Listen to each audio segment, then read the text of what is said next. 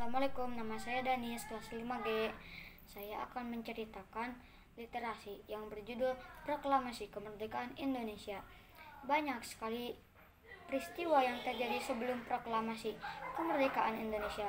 Beberapa di antaranya, satu kekalahan Jepang dalam Perang Asia Pasifik semenjak tahun 1944.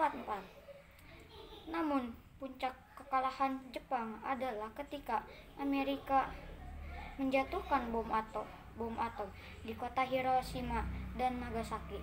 Kemudian tanggal 9 Agustus 1945, tepat pada saat bom Nagasaki dijatuhkan, Marsekal Derawaci melakukan pemanggilan beberapa tokoh perjuangan Indonesia, yakni Insinyur Soekarno, Muhammad Hatta, dan Dr. Andes Surojiman Wijodiningrat untuk membicarakan janji kemerdekaan Indonesia yang akan diberikan oleh Jepang di Dalat, Vietnam di tanggal 10 Agustus 1945.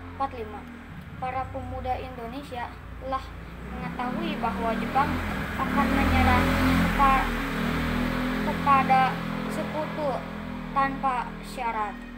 Hal ini membuat perpecahan antara golongan muda dan golongan tua, karena golongan muda ingin segera memproklamasikan, sedangkan kaum tua ingin menunggu janji kemerdekaan dari Jepang. Hal ini mengakibatkan terjadinya peristiwa yang kedua, yakni peristiwa Rengas Dengklok di tanggal 16 Agustus 1945 di bawah Insinyur Soekarno dan Muhammad Hatta ke daerah Rengas Dengklok untuk menghindarkan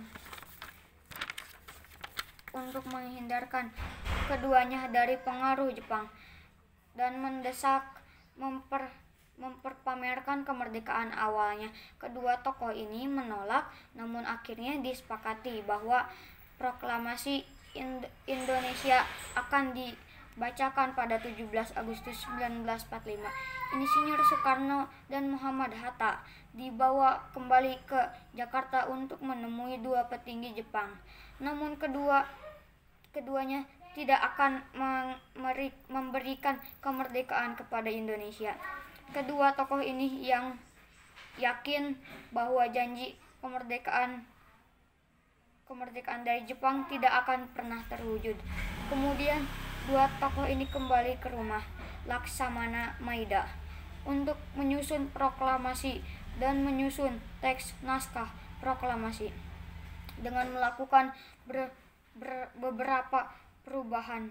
Peristiwa selanjutnya adalah peristiwa proklamasi kemerdekaan Indonesia pada tanggal 17 Agustus 1945. Suasana persiapan proklamasi di hari banyak orang dan berita kemerdekaan pun disebarluaskan dengan cara memperbanyak teks proklamasi, mengirim utusan ke berbagai daerah, menyiarkan melalui radio.